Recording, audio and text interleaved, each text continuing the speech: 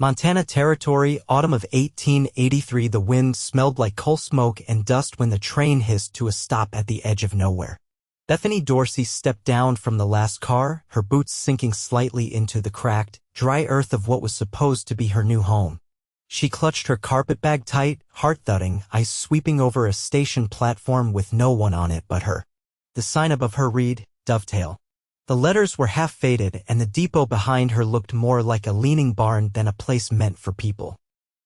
She turned, looking down the single dirt street that stretched through the ghost of the town. A few shuttered buildings stood silent. No wagons, no shopkeepers, no groom. She had crossed 1,000 miles for a man who had promised her a new life. A man who had written gentle letters with promises of a house, of a future, of not being lonely anymore. But there was no sign of him. Her throat tightened. She had left everything behind in Ohio. There was no going back, not with the last of her money spent on the train. She heard the crunch of boots behind her. Afternoon, a deep voice said. Bethany spun around. A tall man stood at the edge of the platform. He wore a tin star pinned to his coat, worn leather gloves in his hand. His hair was dark, touched with sun at the ends, and his eyes were steady, the color of overcast skies, gray and watchful. I am Sheriff Lachlan Lee, he said, nodding slightly. You must be Miss Dorsey. She blinked. How did you know? I got a wire 2 days ago from the station master in Billings. Said a mail order bride was headed here, bound for a man named Emmett Crane. Her breath caught. Yes, that is the name. He sent for me. Lachlan's mouth pulled into a tight line. Emmett Crane left Dovetail over a year ago. Sold his land, rode south. No one has heard from him since. Bethany's knees wobbled. She sat down hard on the edge of the platform, her bag beside her. You are telling me he is gone? I am sorry, Miss Dorsey. Lachlan stepped closer, taking off his hat. You did not know? She shook her head. I have been writing him for months. He said he was waiting for me. Lachlan looked down the empty street, jaw tight. There is nothing left of Dovetail but a few holdouts. I stay because the county pays me to keep law here. It is just me and 2 ranch hands, and a few old-timers too stubborn to leave. Bethany looked up at him. Then what am I supposed to do? He hesitated just a beat before answering. You come with me. My house is safe. It is not much, but it is warm, and you will not be alone. She stared at him. I do not know you. I know, he said gently. But you do not have to decide now. I will wait. The wind picked up again, carrying the rattle of loose shutters down the street. Bethany stood, brushing off her skirt. She looked around once more. All her choices lay behind her. She looked up into Lachlan's eyes and nodded. All right. They walked side by side through the empty town, past buildings sagging under years of wind and silence. At the far edge of Dovetail, a narrow path curved toward a small cabin nestled against the foothills. The porch needed mending, and the fence leaned, but smoke curled from the chimney and light glowed through the windows. Lachlan opened the door. Come in. Inside, the cabin was plain but clean. A fire warmed the room. A rifle rested above the hearth, and 2 chairs sat near a table with a half-carved wooden horse resting beside a whittling knife. Bethany set down her bag and turned slowly, taking it all in. Her throat tightened again, but with something different this time. Not fear, just the strange ache of something ending and something else beginning. I will take the cot in the front room, Lachlan said. You can have the bed. You do not have to do that. I do. My mother raised me right. She looked at him again. Really looked. His face was weathered by sun and time, but kind. And behind his quiet voice, she heard something else: loneliness. The same kind she carried. That night, Bethany lay awake in the bed that smelled faintly of cedar and smoke. The wind blew soft against the walls. She could hear Lachlan moving quietly in the next room, pouring water, closing shutters. In the morning, he had coffee waiting and warm biscuits with honey. She sat at the table watching him move around the kitchen with easy rhythm. You live alone? She asked. Since my wife passed, he said without hesitation. 6 years ago now. Bethany's voice fell. I am sorry. She left me 2 things, he said, sitting across from her. This house and a promise to keep going. Bethany met his eyes. Do you miss her? He nodded slowly.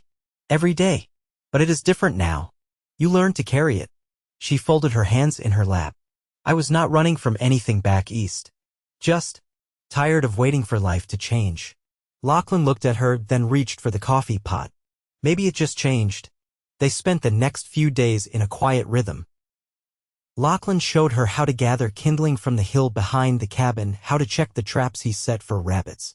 He took her into the hills one afternoon, pointing out the springs and old trails. At night, they sat by the fire. She read from a book she had brought, and he listened. Sometimes they just sat without talking at all. One evening she asked, "Why did you stay here?" He thought about it for a long moment. I think I was waiting too. Did not know what for. Maybe this. Bethany's heart skipped. She looked down at her hands, then back at him. You barely know me. I know enough, he said quietly. You did not complain. You did not cry. You just stood up and kept going. She smiled. That is not love. No, Lachlan said, voice steady. But it is the start of it. And somehow she believed him. The first snowfall came quiet and early, softening the hard lines of Dovetail's abandoned buildings and laying down a hush that stayed through morning. Bethany stood at the window, the hem of her borrowed shawl brushing the tops of her hands. Snow clung to the fence rails and settled in the splitwood of the porch. A crow balanced on the chimney stack across the yard, black against the white sky. She turned at the sound of Lachlan laying another log on the fire. He'd been up before dawn, hauling in water and feeding the mule that lived behind the shed. His boots left a trail of melted snow on the floorboards, and his sleeves were damp above the wrist. Did you grow up with snow like this? She asked. He peeled off his gloves, setting them near the stove to dry. Not this kind. The kind in Missouri barely stuck. This kind means you keep your matches dry and your food close. She stepped away from the window and tied her hair back with a strip of linen. The last winter I spent in Cincinnati, the river froze solid. A boy fell through near the ferry dock. I watched his mother run across the bank and scream his name, but he never came up. Lachlan didn't speak right away.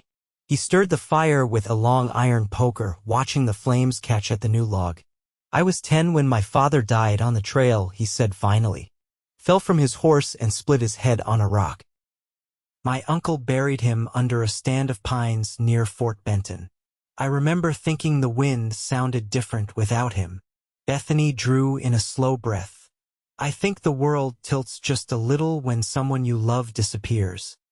He looked at her then, not with sympathy, but with recognition. It never quite tilts back. Outside, the snow fell heavier, covering the path that led from the cabin door to the shed. Bethany pulled on a pair of woolen mitts and stepped onto the porch, brushing snow from the bench and sitting down. The cold bit through her skirt, but she stayed. After a moment, Lachlan followed, carrying 2 tin cups filled with something steaming.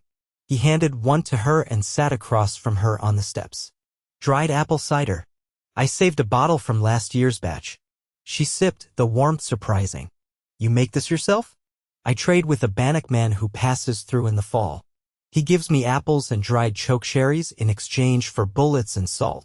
Do you speak their language? Some. Enough to be respectful. His wife gave me a name once. Said it meant the one who waits too long. Bethany turned her head. Do you? Used to. Not so much anymore. They were quiet for a while, watching the snow settle into the folds of the land. The mountains beyond the valley were barely visible, their outlines softened to gray humps under the low clouds. She tilted her head. Do people ever come back to Dovetail? Sometimes. A man came through last spring looking for his brother. Found his bones instead. Another came through with a wagon, looking for gold. Found nothing but rust. Bethany ran her thumb along the rim of her cup. And why do you think I came here? He didn't answer right away. A gust of wind stirred the dry grass under the eaves. I think you were braver than most would be, he said finally. And I think maybe you were meant to find something different than what you were promised. She looked at him then, really looked. Not just the sheriff's badge or the work-thickened hands, but the quiet steadiness of him. The way he always gave her space to speak first. The way he never filled silences with noise. I was a seamstress before I left, she said. But I never liked it.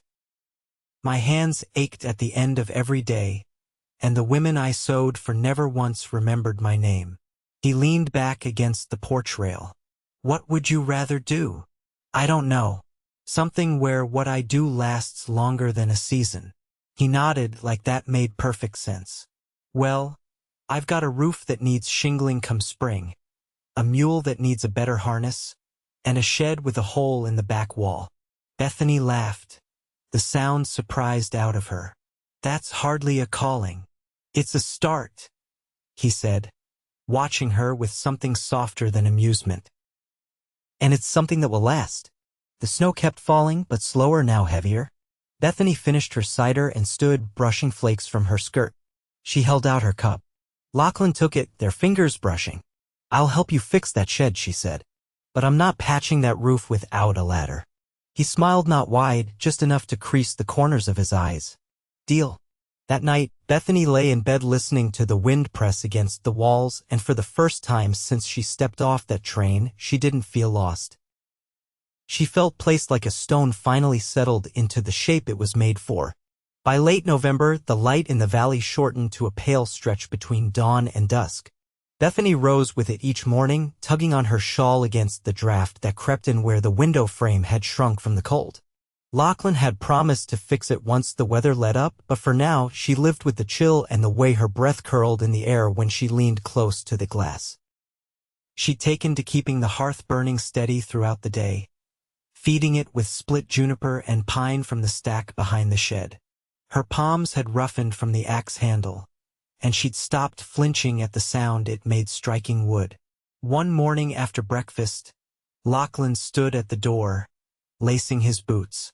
I've got to ride out toward Dry Hollow.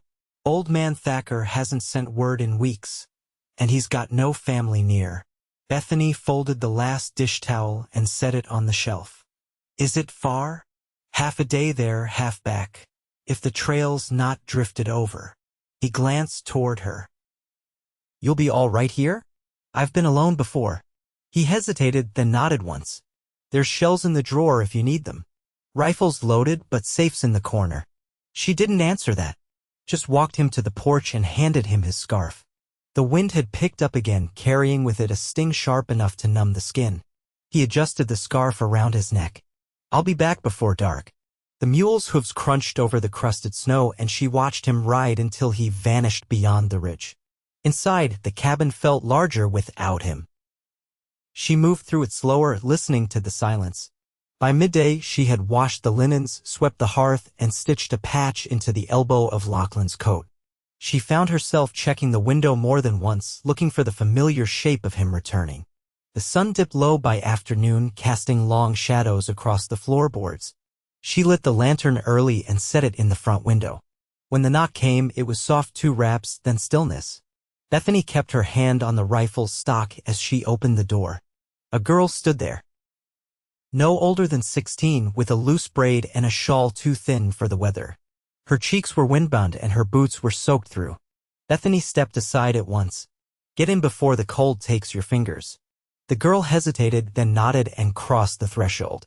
Once the door was shut, Bethany helped her out of the wet shawl and guided her toward the fire.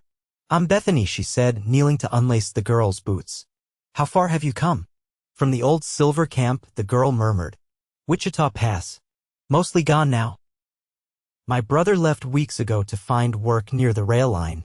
I waited, but he never came back. Bethany wrapped a blanket around the girl's shoulders. You walked here. I followed the ridge. I remembered there used to be a town down this side. Dovetail, they called it. Bethany brought her a tin mug of warm broth and crouched beside her. You found the last of it. The girl looked toward the door. Is this your home? It's the sheriff's. He let me stay when I arrived and found what I'd come for wasn't here anymore. She paused. He's gone to check on someone. He'll be back. The girl's eyes flicked toward the window. You trust him? I do. They sat in quiet after that. The wind sighed against the eaves, and the fire popped occasional sparks into the grate.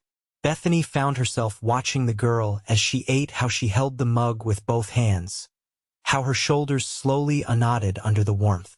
When dusk settled, Bethany lit the second lantern and carried it to the porch. She hung it from the hook by the door and stood for a moment, scanning the tree line. Lachlan rode in just as the last light thinned into dusk. His coat was dusted with snow, and his expression turned alert when he saw the second set of tracks in the yard. Inside, Bethany met him with a steady voice. She came alone. From Wichita Pass. Lachlan stepped out of his boots and moved to the hearth. The girl had fallen asleep curled in the chair, blanket drawn to her chin. She say her name? He asked quietly. Ella. He crouched beside the fire and held his hands out to the warmth. Thacker's cabin was empty. Looked like he packed what he could and headed west. No sign of trouble. Bethany sat across from him. She said her brother went looking for work and never returned. She waited, then walked here. She lucky she found you. He glanced toward the girl, then back to Bethany. I'll ride out to the pass in the morning, see if there's any sign of the boy. Might be he got held up somewhere. Bethany nodded. She'll need a place until then. She is one, he said simply. Later that night, after Ella had been tucked into the cot with a heat brick at her feet, Bethany stood at the window again. Lachlan came to stand beside her, his shoulder brushing hers. She's got that look, he said. What look? The kind people get when they've gone too long not being seen. Bethany turned toward him. I remember it. He met her gaze, and for a moment neither of them moved. Then he said, You're different now. So are you. He reached for her hand, slow and certain, and she let him take it. Outside, snow fell in hushed patterns across the yard, and inside the cabin, warmth held. The sky cleared by morning, pale and sharp with frost. Bethany stepped into the yard before first light, her boots crunching over the hard-packed snow. The cold had settled deep in the earth overnight, and the trees around the cabin stood rigid and rimmed in white. She drew her coat tighter and glanced toward the barn, where Lachlan was saddling his horse. Ella stood barefoot in the doorway, wrapped in one of Bethany's older shawls. Bethany turned toward her at once. Back inside now. You'll catch your death standing out like that. I heard the saddle, Ella said, voice low. Is he riding out to find my brother? Bethany nodded. He is. Ella's eyes didn't leave the barn. What if he's gone? Bethany crossed the yard and placed a hand on her shoulder. Then we'll say it plain and true and carry it. But not before we know. Lachlan led the horse from the stall, reins hooked over his shoulder. He paused when he saw them both. Bundle her feet, he said gently. The frost's no friend this early. Bethany guided Ella back inside and wrapped her in a blanket by the stove. By the time she returned to the porch, Lachlan had mounted and turned his horse toward the trail. You know where to look? She asked. There's a line cabin a few miles west of the pass. If the boy's smart, he stopped there. She stepped down into the snow, her hand brushing the horse's flank. Be careful, she said. He looked down at her, his breath visible in the cold. Always. Then he nudged the horse into motion and disappeared behind the ridge. Inside, Bethany kept the stove fed and coaxed Ella into eating a few spoonfuls of cornmeal mush. The girl slept again after mid-morning, curled with her back to the wall, one hand tucked under her chin. Bethany busied herself with mending. She stitched a new hem into one of the worn quilts and sorted through the basket of buttons Lachlan's late wife had kept in a tin jar. Her hands moved with practiced rhythm, but her mind drifted toward the line cabin, the snow, the quiet man riding through it. By dusk, the light had begun to fade again. Bethany set a lantern in the window and another on the porch rail, just as she had before. The wind had less bite now, but it carried weight, like the sky pressing down. Lachlan returned just as the last edge of daylight slipped behind the mountains. He dismounted slow, and Bethany met him halfway across the yard. Come inside, she said before he spoke. He nodded once and followed her in. Ella stirred when the door opened. She sat up, blinking against the lamplight.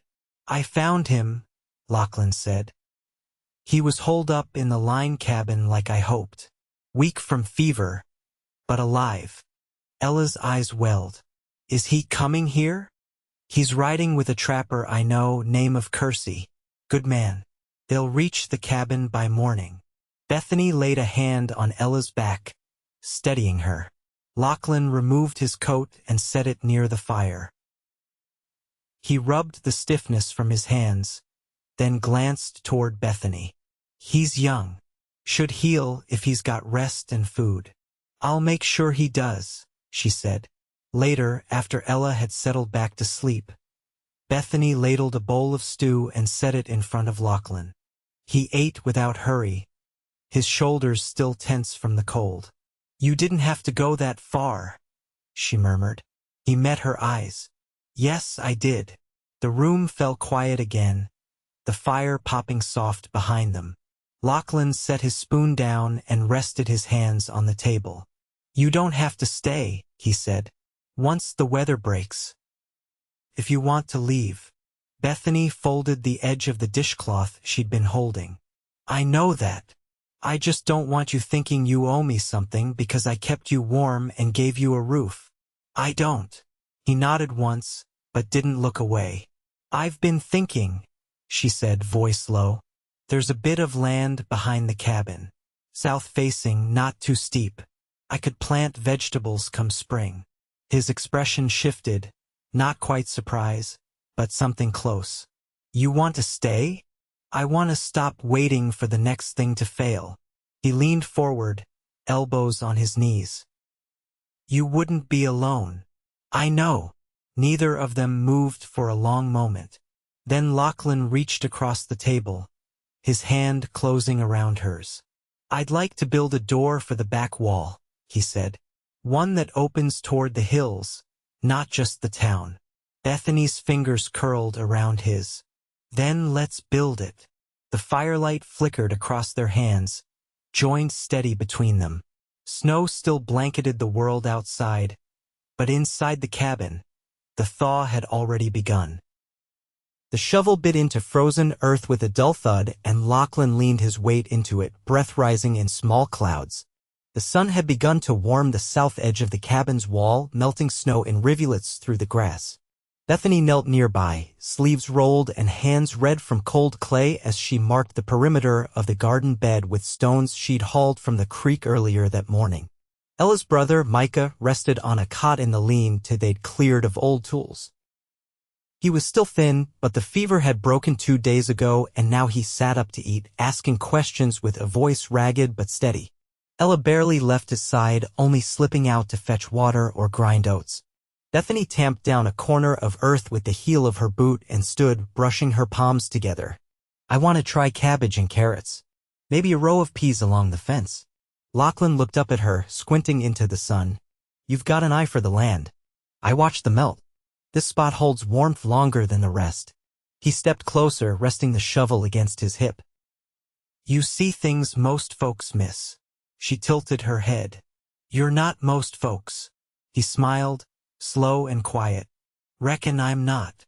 They worked until the light stretched long behind the trees.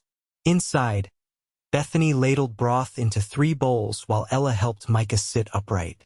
Lachlan washed his hands at the basin, then hung his coat near the door. The air inside smelled of sage and something rich from the bones she'd simmered all afternoon. Micah looked older than his years, weathered from months of rough work and wind, but his eyes softened when he glanced at his sister. She wouldn't stop asking questions, he said, voice dry and raw. Didn't matter how tired I was, she'd poke me awake and make me eat. Ella didn't look up from her bowl. You scared me half to death. You walked miles for me. I guess I owed you. Bethany watched them, a small ache blooming behind her ribs. Not grief, but something gentler. Something like memory softened by time. Later, after the dishes were cleaned and the shutters drawn, Lachlan brought in a bundle wrapped in oilcloth. He set it on the table and untied the string. I found this in the back of the supply shed, he said. I meant to throw it out. Inside lay a stack of worn books, manuals, seed guides, and a ledger with yellowing pages. Bethany lifted one gently. Whose were they? My wife's father. He kept records on everything he planted. Even drew maps. She opened to a page marked with a pressed leaf. He wrote notes along the margins. He was meticulous. Thought if he just got the spacing right, the whole world would fall into line. She traced the ink with her finger. Maybe all we need is a little order. Lachlan leaned against the table, arms crossed. You thinking you'll stay past spring? She didn't answer right away. Instead, she turned the page and studied the sketched rows, the neat notations in faded pencil. I was thinking, she said slowly, if I planted chamomile and wild onion near the edge, I could dry them for winter. They keep well. He watched her. You're planning a year ahead. She looked up. I'm not used to that. You could get used to it. Her voice was quiet. With you. If you'll have me. She stepped closer, the book still cradled in her hands. You never asked. I didn't want to rush what felt like it was already growing. She closed the book and set it aside. Then I'll say it plain. I want to stay. With you. He reached for her hand and held it between both of his. I'll build you a gate, he said, from the garden to the hillside, and I'll plant trees along the path so you'll never forget the way. She leaned into him, forehead resting against his chest. I won't forget. They stood that way while the fire settled into coals and outside the night held still. By early spring, Micah was strong enough to stand. He and Ella packed their few belongings, strapping them to the back of a borrowed mule. Lachlan shook the boy's hand while Bethany pressed a small cloth pouch into Ella's palm. Dried herbs, she said, for travel coughs, and something for sleep if the road gets loud. Ella hugged her, thin arms tight around Bethany's waist. You were the first person to see me. Bethany kissed her brow. Don't forget who you are. They rode out at first light, heading east toward the tracks. Bethany watched them go, then turned to the cabin, her home. Lachlan stood in the doorway. You sure about this? She nodded. I'm not walking away from what we've made. By summer, the garden grew thick with green. Bees moved through the squash blossoms, and the peas climbed the fence in slow spirals. Bethany hung bundles of herbs from the rafters and kept the ledger open on the table, her notes crowding the margins alongside the old man's. Lachlan repaired the porch, built the gate just as he promised, and marked a trail with small stones leading up the hill. On warm evenings, they sat on the steps watching the sun slip behind the ridge, hands clasped, silent in the easy way of people who no longer needed to fill the quiet. They married under the cottonwood behind the shed, just the two of them, wildflowers in her hair and his mother's ring on her finger. No preacher, only vows spoken soft and with steady eyes. The land kept its rhythms. Winters still came hard, but the fire always held. The garden thrived. Letters arrived from Ella, each one longer than the last, her handwriting stronger with every page. And Bethany never watched the road again. Because what she had waited for had already taken root, not rescue, not return, but a life built slow and strong beside a man who never asked her to be anything but herself. She stayed and she was happy. And that was the end of it.